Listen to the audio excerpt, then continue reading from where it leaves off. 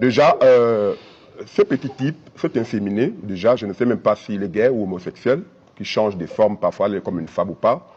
Déjà, tu parles de nouveau CM2. Moi-même seul, je le dis tous les jours, que j'ai un nouveau CM2. Et je vais te dire que le niveau de vie que j'ai, ou que j'ai vécu, tu ne vas jamais l'atteindre. Et je ne crois pas que c'est l'école qui permet à quelqu'un d'être stable. Donc, il faut te taire, petit. Tu es un enfant, il faut te taire. Toi, tu es un inféminé. D'accord, donc, je tiens à dire. Réagis. Je tiens à dire. Oui, mais c'est Bekali, je parle. Oui, réagis. Il traite déjà de tout, vous le laissez parler. Laissez-moi parler. Je suis en train de réagir. Non, je ne serai pas d'accord dessus. Je suis en train de réagir. Je suis en train de parler. Vous me laissez parler. Vous ne m'avez pas vu l'arrêter. Non. Là. Donc, je suis en train de dire ceci. C'est un point très important que je souhaiterais qu'ils comprennent. Ce n'est pas l'école qui permet à quelqu'un d'être prospère ou d'être stable dans la vie. Parce que toi, tu ne vas jamais atteindre mon niveau. Ça, je te le dis clairement. Tu as dit que tu étais aboué. Oui. Va bouer, renseigne-toi qui est Swangele. Tu me parles de fumer le champ. Tu n'as rien à dire, il faut te taire.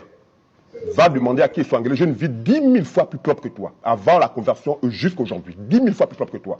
Donc ne fais pas des choses parce que tu veux plaire.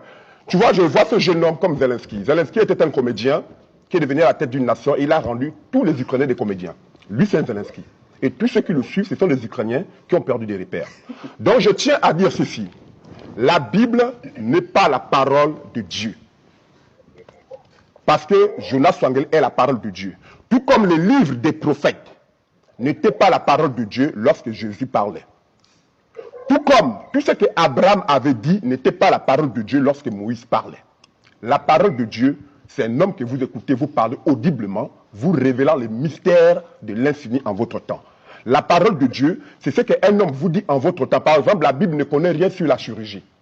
Comment les gens sauront si la chirurgie est un péché ou pas?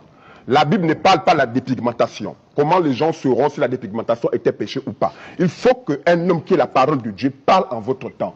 Dans le monde a évolué aujourd'hui, la Bible ne peut pas répondre aux problèmes de l'humanité de ce jour. Il faut quelqu'un qui manifeste la parole de Dieu pour venir dire aux gens de son temps